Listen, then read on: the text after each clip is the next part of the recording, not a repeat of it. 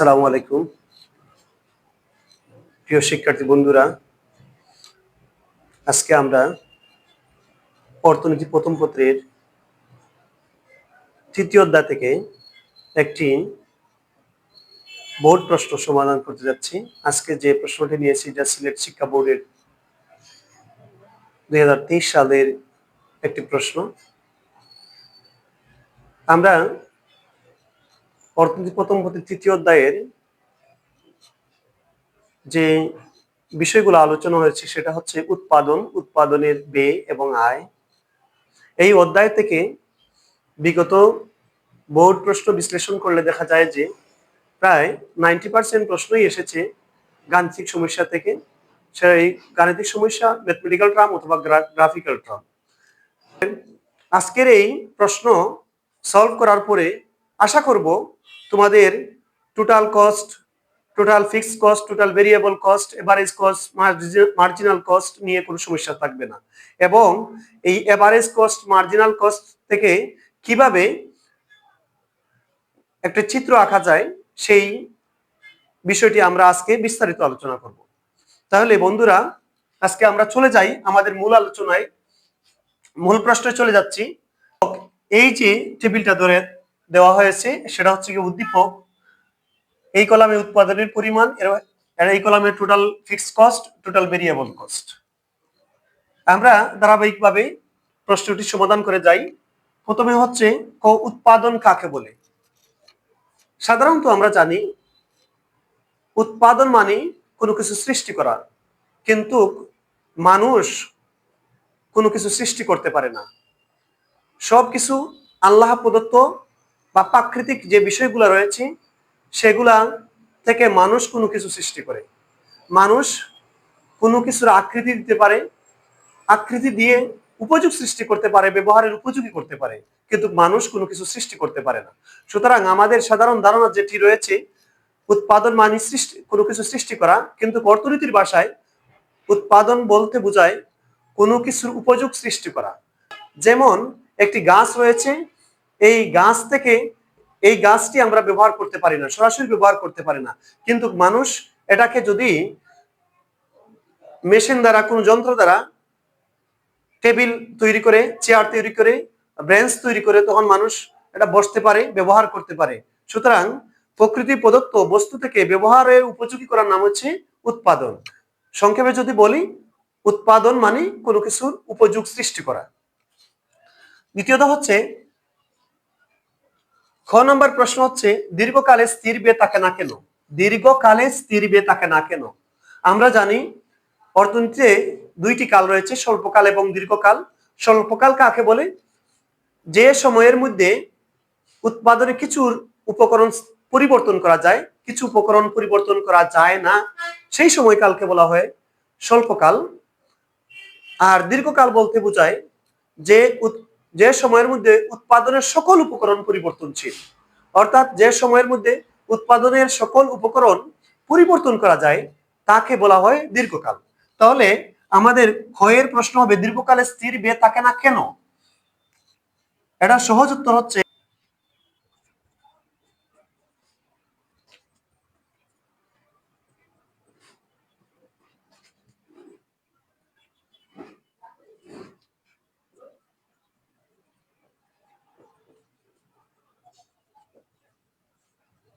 দীর্ঘকালে উৎপাদনের সকল উপকরণ পরিবর্তনশীল, এজন্য দীর্ঘকালে স্থির ব্যয় থাকে না। দীর্ঘকালে স্থির ব্যয় থাকে না। দীর্ঘকালে উৎপাদনের সকল উপকরণ পরিবর্তনশীল, এজন্য দীর্ঘকালে স্থির ব্যয় থাকে না। তোমরা যখন এই সমস্ত অনুধাবনমূলক প্রশ্নের উত্তরটি করবে বা যে কোনো প্রশ্নের উত্তর করবে, প্রথমে তার মূল বিষয়টি দিয়ে দিবে। যেমন দীর্ঘকালে স্থির ব্যয় থাকে না কেন, দীর্ঘকালে উৎপাদনের সকল উপকরণ পরিবর্তনশীল, এজন্য দীর্ঘকালে স্থির ব্যয় থাকে না। যেহেতু এখানে 2 মার্কস রয়েছে, আরো কিছু লিখতে হবে। এখন লিখবে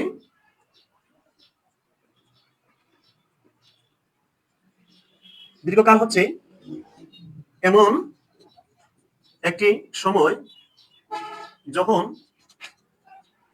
উৎপাদনের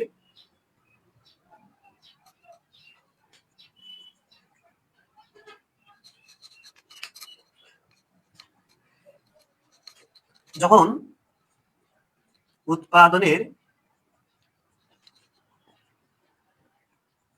কিছু উপকরণ স্থির, যখন উৎপাদনের সকল উপকরণ পরিবর্তন, এমন একটি সময় যখন উৎপাদনের সকল উপকরণ পরিবর্তনশীল,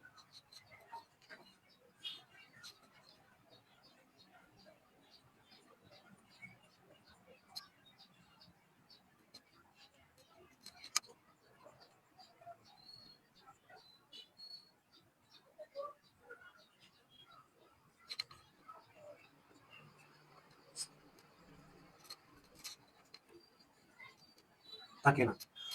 তাহলে আমাদের এই 2 মার্কসের জন্য এনাফ লেখা হয়ে যাবে। দীর্ঘকালে স্থির থাকে না কেন? উত্তরটি হবে দীর্ঘকালে উৎপাদনের সকল উপকরণ পরিবর্তনশীল, এজন্য দীর্ঘকালে স্থির থাকে না। এই এই লাইনে আমার উত্তর হয়ে গেছে। যেহেতু 2 মার্কসের, এজন্য আরো কিছু লিখতেছি। দীর্ঘকাল হচ্ছে এমন একটি সময় যখন উৎপাদনের সকল উপকরণ পরিবর্তনশীল। যেহেতু উৎপাদনের সকল উপকরণ পরিবর্তনশীল, তাই স্থির থাকে না। উদ্দীপকে বলা হয়েছে এসি রেখার সূচি বের করো। এসি মানে হচ্ছে এখানে গড় ব্যয় বা এভারেজ কস্ট। এভারেজ কস্ট রেখার সূচি বের করার জন্য, যদি বলে এভারেজ কস্ট রেখার সূচি বের করার জন্য, শুধুমাত্র সূচিটা বের করে দিলেই চলবে। আর যদি বলা হয় উদ্দীপক হতে এসি রেখা অঙ্কন করো, তাহলে এসি রেখার সূচি বের করতে হবে। এসি রেখার সূচি বের করে তখন একটি চিত্র এঁকে দিতে হবে, তখন তোমার গ নাম্বার উত্তর হয়ে যাবে। যেহেতু বলছে গ নাম্বারে শুধুমাত্র এসি রেখার সূচি বের করার জন্য, আমরা শুধুমাত্র সূচিটা বের করে নেব। আমরা তাহলে আমরা এই টেবিল থেকে আমরা এসি রেখা এই গ নাম্বার প্রশ্নটা করে নিব। প্রথমে এই গ নাম্বার আনসারটা কয়টি স্টেপে আনসারটা কিভাবে করবে? প্রথমে এসি রেখা কিভাবে বের করবে এক কথায় বলে দিবে, এরপরে এসি রেখার সূচিটা বের করে নিবে। মোট ব্যয়কে, টোটাল কস্টকে যদি উৎপাদনের পরিমাণ দ্বারা ভাগ করা হয়, তখন এভারেজ কস্ট পাওয়া যায়। আমরা দেখতে পাচ্ছি এখানে total fixed cost, total variable cost. আমাদের কাছে টিসি নেই। এখন কি করতে হবে? আমাদেরকে প্রথমে টিসি বের করে নিয়ে আসতে হবে। এখন আমাদেরকে এসি বের করতে হলে প্রথমে আমার টিসি বের করে নিয়ে আসতে হবে। টিসি কিভাবে বের করব? টিসি সমান হচ্ছে টিএফসি ইকুয়াল টু টিবিসি, মানে টোটাল ফিক্সড কস্ট এবং টোটাল ভেরিয়েবল কস্টের সমন্বয়ে আমাদের টোটাল কস্ট বের হয়। তাহলে আমরা এই দুইটিকে যোগ করে নেই, 10 এবং 8 18, 10 আর 14 24, 10 আর 20 30, 10 এবং 38 48, 80 এবং 10 90। এই হলো আমাদের টোটাল কস্ট। এই টোটাল কস্ট থেকে এখন আমাদেরকে এভারেজ কস্ট বের করতে হবে। কিভাবে বের করব? প্রথমে আমরা যেহেতু টোটাল কস্ট বের করেছি, যেহেতু টোটাল কস্টকে তার পরিমাণ দ্বারা ভাগ করলে এভারেজ কস্ট পাওয়া যায়, সুতরাং আমরা লিখব এসি সমান টিসি বাই কিউ। অর্থাৎ আমরা টোটাল কস্টকে আমরা যদি পরিমাণ দ্বারা ভাগ করি, তাহলে আমাদের এভারেজ কস্ট চলে আসবে। আমাদের প্রথমে 1 দ্বারা এটাকে আমি টোটাল কস্টকে ভাগ করলে 18 হবে। এরপরে 2 দ্বারা 24 কে ভাগ করলে 2 12 24 12 হবে। 3 দ্বারা 30 কে ভাগ করলে 10 হবে। 4 দ্বারা 48 কে ভাগ করলে 4 একে 4, 4 একে 4, 2 4 4 12 48। এরপরে 5 দ্বারা 90 কে ভাগ করলে 5 5 18 90। এই তো আমাদের গয়ের উত্তর হয়ে গেল। বলছে উদ্দীপক হতে এসি রেখার সূচি তৈরি করার জন্য, এই এসি রেখার সূচি আমরা তৈরি করে ফেলছি। আমাদেরকে সতর্ক থাকতে হবে, এসি রেখা কিন্তু আমাদের টিসি থেকে বের করতে হয়, কিন্তু উদ্দীপকে শুধুমাত্র টিএফসি এবং টিবিসি দেওয়া রয়েছে। প্রথমে আমরা টিসি মানে টোটাল কস্ট বের করে নিয়েছি। এই টোটাল কস্ট থেকে আমরা এভারেজ কস্ট বের করেছি, কারণ আমাদের এভারেজ কস্ট সমান হচ্ছে টিসি কে আমরা কোয়ান্টিটি দ্বারা ভাগ করতে হবে। এই আমাদের এভারেজ কস্টের সূচিটা তৈরি হয়ে গেল। এখন যদি গতে এই প্রশ্ন না এসে এসি রেখা অঙ্কন করার জন্য বলতো, যদি সূচি বের না করে অঙ্কন করার জন্য বলতো, তাহলে আমাদের এটাও করতে হবে এবং তার টিসি রেখাটি একেও দেখাতে হবে। আমি একটু এঁকে দেখাচ্ছি। যাতে তোমাদের কোনো প্রবলেম না থাকে, এসসি এবং টিসি নিয়ে যাতে কোনো সমস্যা না থাকে, সেটার জন্য আমি তোমাদেরকে অতিরিক্ত এই প্রশ্নের অতিরিক্ত হিসাবে আমি তোমাদেরকে দেখিয়ে দিচ্ছি। আমাদের এখানে ধরে নিলাম উৎপাদনের পরিমাণ, আর এটা হচ্ছে এসি। তাহলে ভূমিয়ককে কোয়ান্টিটি, উৎপাদনের পরিমাণ, আর এই লম্বককে এভারেজ কস্ট। আমরা উৎপাদনের পরিমাণ 5 একক পর্যন্ত, 1 2 3 4 5, 1 2 3 4 5। আমার এভারেজ কস্ট সর্বোচ্চ 18, আমাদের 18 সর্বোচ্চ। তাহলে যদি এখানে 5 10 15 নিয়ে দিলাম, 20 একক পর্যন্ত নিয়ে দিলাম। প্রথম উৎপাদন পরিমাণ যখন 1 একক, তখন এভারেজ কস্ট 18 একক। আমি 18 যখন উৎপাদন পরিমাণ এই যদি 1 একক হয়ে থাকে, এই সোজা স্কেল দ্বারা তোমরা এঁকে নিবা। এই উৎপাদন পরিমাণ যখন 1 একক, তখন 18, আমি ধরে নিলাম 18। এই যেহেতু 20 একটু আন্দাজ করে তোমরা এঁকে দিবা, গ্রাফ পেপার তোমরা পাবে না। এই যে 20, এখানে 18। যখন উৎপাদন পরিমাণ 2 একক, তখন এভারেজ কস্ট 12, 2 হলে 12, এই যদি 10 হয় তাহলে 12 এখানে হতে পারে। এই যে এই 2 এর সাথে একটু সহজ করে, যখন উৎপাদনের পরিমাণ 2 একক, তখন এভারেজ কস্ট 12। যখন উৎপাদনের পরিমাণ 3 একক, তখন এভারেজ পরিমাণ 10। 10 যদি হয় তাহলে আমাদের এই 3 আর এই হচ্ছে গিয়া 10, হচ্ছে গিয়া 10 একক। যখন উৎপাদনের পরিমাণ 4 একক, তখন এভারেজ কস্ট হচ্ছে 12। 4 একক, তখন এটা হচ্ছে 12, এই 12। যখন উৎপাদনের পরিমাণ 5 একক, তখন এভারেজ কস্ট হচ্ছে 18। 18 আমাদের আগেই ছিল 18। এই তো এই হয়ে যাবে, এই হবে। এখন যদি আমরা এই প্রত্যেকটা বিন্দুর আমরা A B C D E বিন্দু, এটা ই বিন্দু। এখন যদি আমরা বিন্দুগুলো যোগ করি, তাহলে যে রেখাটি পাবো সেই রেখাটির নাম হচ্ছে এভারেজ কস্ট বা এসি রেখা। আমরা দেখতে পাচ্ছি বোর্ডে এসি রেখাটি হচ্ছে ইউ শেড, অর্থাৎ ইউ আকৃতির। প্রথমে এভারেজ কস্ট রেখা কমতে থাকে, এরপরে সর্বনিম্নে পৌঁছে, এরপরে আবার এভারেজ কস্ট বাড়তে থাকে। তাহলে বন্ধুরা, আমাদের গ এর উত্তর হয়ে গেল। এখন গ নাম্বার প্রশ্নে বলছে উদ্দীপক হতে এসি এবং এমসি রেখার সম্পর্ক ব্যাখ্যা করো। রেখার সম্পর্ক ব্যাখ্যা করার জন্য বলছে। এখন আমার উদ্দীপকে এমসির সূচি নেই, এসির সূচি নেই। আমরা গ নাম্বার প্রশ্নে এসি রেখার সূচি বের করেছি। এখন এই গ নাম্বার প্রশ্ন আনসার করার জন্য আমরা এসির সূচি লাগবে, নতুন করে এমসি রেখার সূচি বের করতে হবে। এই এসি এবং এমসি সূচি থেকে এসি এবং এমসি রেখা অঙ্কন করতে হবে। এসি এবং এমসি রেখা অঙ্কন করার পরে সংক্ষিপ্তভাবে তোমাদের এসি এবং এমসির মধ্যে যে সম্পর্কটা রয়েছে, সেই সম্পর্কটা ব্যাখ্যা করতে পারলেই তোমাদের গ নাম্বার প্রশ্ন উত্তর হয়ে যাবে। এখন আমরা গ নাম্বার প্রশ্নটি সমাধান করে নিব। আমরা পূর্বে দেখেছি গ নাম্বার প্রশ্নে বলা হয়েছে এসি এবং এমসি রেখার সম্পর্ক ব্যাখ্যা করার জন্য। এসি এবং এমসি রেখার সম্পর্ক ব্যাখ্যা করতে হলে আমাকে প্রথমে এসি এবং এমসি এর সূচি বের করতে হবে। যেহেতু গ নাম্বার প্রশ্নে এর পূর্বে যে গ নাম্বার প্রশ্ন করেছি, সেখানে আমরা এসি বের করে নিয়েছি অলরেডি। এখন আমরা এমসিটা বের করে নিব। এমসি কিভাবে বের করব? এমসি মানে হচ্ছে মার্জিনাল কস্ট। সেটা বের করার সূত্র হচ্ছে del TC by del Q. এটা আমরা একটা করে দেখাই। ডেল টিসি মানে উৎপাদনের টোটাল কস্টের পরিবর্তন এবং উৎপাদনের পরিমাণের পরিবর্তন। যেমন একটি উদাহরণ দেখাই, আমাদের যখন উৎপাদনের পরিমাণ 2 একক, তখন টোটাল কস্টের পরিবর্তন আগে ছিল 2 একক, পূর্বে ছিল টোটাল কস্ট 18 একক। এখন 2 নম্বরে যখন উৎপাদন করতে গিয়েছি, তখন উৎপাদনের খরচ হচ্ছে, টোটাল কস্ট হচ্ছে 24 একক। এখানে 1 এককের পরিবর্তন হয়েছে, অর্থাৎ কোয়ান্টিটির পরিমাণ হচ্ছে গিয়া বেড়েছে এই জায়গায় 1 একক। এখানে 2 থেকে 1 চলে গেলে 2 থেকে 1 মাইনাস করলে 1 চলে আসে। এখন 24 থেকে 18 বিয়োগ করলে আসে 6। এখন 1 দ্বারা 6 কে ভাগ করলে রেজাল্ট আসবে 6। এইভাবে প্রত্যেকটা গড়ে মার্জিনাল কস্ট বের করে নিয়ে আসতে হবে। এটা হচ্ছে মার্জিনাল কস্ট বের করার সূত্র। তবে আমরা এই সূত্র ইউজ না করেও, এই সূত্র ব্যবহার না করেও আমরা নতুন একটি পদ্ধতিতে বা আমরা একটা সহজ একটা পদ্ধতিতে মার্জিনাল কস্ট বের করে নিতে পারি। আমরা অর্থনীতি প্রথম পত্রের দ্বিতীয় অধ্যায়ে মার্জিনাল ইউটিলিটি কিভাবে বের করতে হয় আমরা শিখেছি। সেই পদ্ধতিতে আমরা মার্জিনাল কস্টটা বের করে নিব।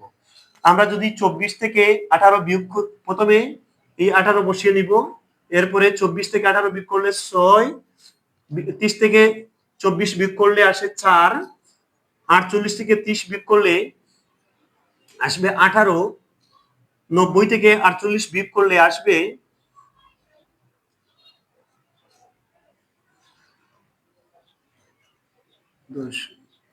42।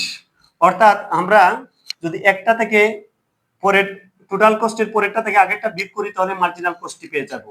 24, আবার বলছি 24 থেকে 18 বিয়োগ করলে আসবে 6, 30 থেকে 24 পূর্বটি বিয়োগ করব, পূর্বেরটি বিয়োগ করব, 30 থেকে 24 বিয়োগ করলে 4, 48 থেকে 30 বিয়োগ করলে 18, 90 থেকে 48 বিয়োগ করলে আসবে 42।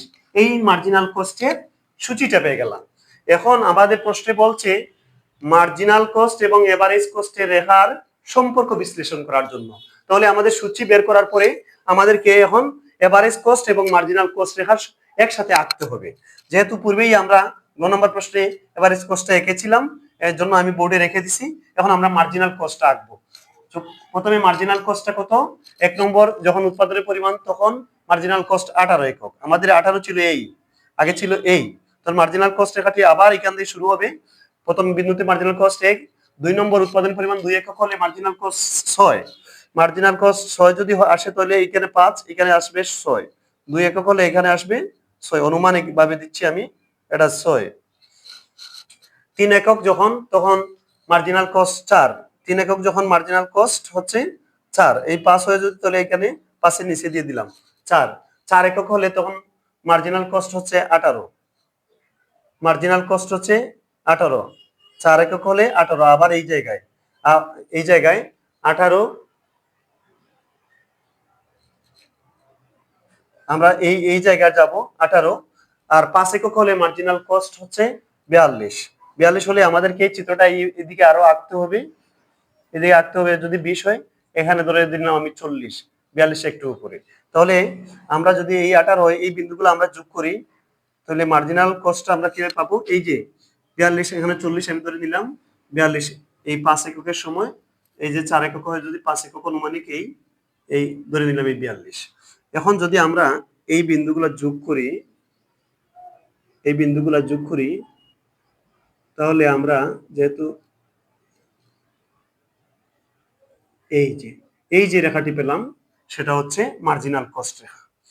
এখন তোমাকে এই জায়গায় একটা বিশ্লেষণ করতে হবে, যেহেতু এটা এসি রেখা ছিল আর এটা হলো গিয়া এমসি রেখা। তোমাকে এই জায়গায় একটি বিশ্লেষণ করতে হবে, এই সম্পর্কটা বিশ্লেষণ করতে হবে। প্রথমে এখানে একটি ব্যাখ্যা লিখে দিতে হবে, যেহেতু ব্যাখ্যা বিশ্লেষণ করার জন্য বলছে, মার্জিনাল কস্ট এবং এভারেজ কস্টের সম্পর্ক ব্যাখ্যা করার জন্য বলছে, বিশ্লেষণ করার জন্য বলছে। সংক্ষেপে লিখতে হবে ভূমি অক্ষে উৎপাদনের পরিমাণ, লম্ব অক্ষে মার্জিনাল কস্ট এবং এভারেজ কস্ট নির্দেশ করছে। যখন উৎপাদনের পরিমাণ 1 একক তখন এভারেজ কস্ট এবং মার্জিনাল কস্ট সমান।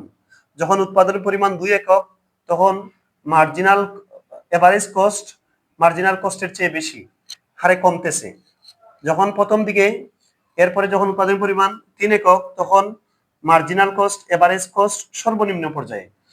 যখন উৎপাদন পরিমাণ 4 একক তখন এভারেজ কস্ট বাড়তেছে, মার্জিনাল কস্টও বাড়তেছে, তবে এভারেজ কস্টের একটু বেশি। যখন উৎপাদনের পরিমাণ আরো বাড়তেছে তখন মার্জিনাল কস্টটা বাড়তেছে, এভারেজ কস্টও বাড়তেছে, তবে মার্জিনাল কস্টের বাড়ার হারটা বেশি এভারেজ কস্টের চেয়ে। তাহলে বন্ধুরা, আমরা এখানে সংক্ষেপে যদি আমরা আলোচনা করি তাহলে আমরা দেখব প্রথমে এভারেজ কস্ট এবং মার্জিনাল কস্ট, এভারেজ কস্ট এবং মার্জিনাল কস্ট কমতেছে। এভারেজ কস্ট, মার্জিনাল কস্ট দুইটিই কমতেছে। এভারেজ কস্ট এবং মার্জিনাল কস্ট কমতেছে, কিন্তু এভারেজ কস্টের কমার হারটা মার্জিনাল কস্টের চেয়ে বেশি। এরপরে এক পর্যায়ে এভারেজ কস্ট, মার্জিনাল কস্ট সর্বনিম্ন হয়। শেষে এভারেজ কস্ট, মার্জিনাল কস্ট। তাহলে এই চিত্র থেকে আমরা, এই রেখা থেকে আমরা দেখতে পারি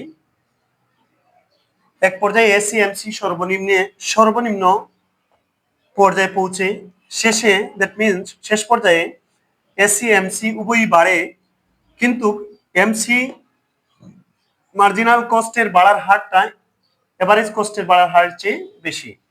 তাহলে বন্ধুরা সংক্ষেপে যদি বলি, আমরা এসি এবং এমসির মধ্যে 3 ধরনের সম্পর্ক পাই। প্রথমে এসি এমসি দুইটাই কমতেছে, কিন্তু এসি কমার হারটাই এমসি মার্জিনাল কস্টের কমার চেয়ে বেশি, এজন্য দিয়েছি এসি গ্রেটার দেন এমসি। এক পর্যায়ে এসি এমসি সর্বনিম্ন খরচে এসে পৌঁছে যায়। এরপরে যখন সর্বনিম্ন খরচে পৌঁছার পরে যখন উৎপাদনের পরিমাণ বাড়তে থাকে, তখন শেষ পর্যায়ে এসি এমসি উভয়ই বাড়তে থাকে, তবে এমসি বাড়ার হারটা এসির চেয়ে বেশি। আমি আশা করব যদি আজকের ক্লাসটি তোমরা ভালোভাবে বুঝে শুনে তোমরা ক্লাসটি হাতে কলমে শিখতে পারো, এবং এই ক্লাসটি ভালোভাবে যদি তোমরা বুঝতে পারো, তাহলে marginal cost, average cost, total fixed cost, total cost, total variable cost, এই ধরনের প্রশ্ন সম্পর্কিত যত সমস্যা রয়েছে সব সমস্যা আশা করি তোমরা আজকের ক্লাস থেকে পেয়ে যাবে।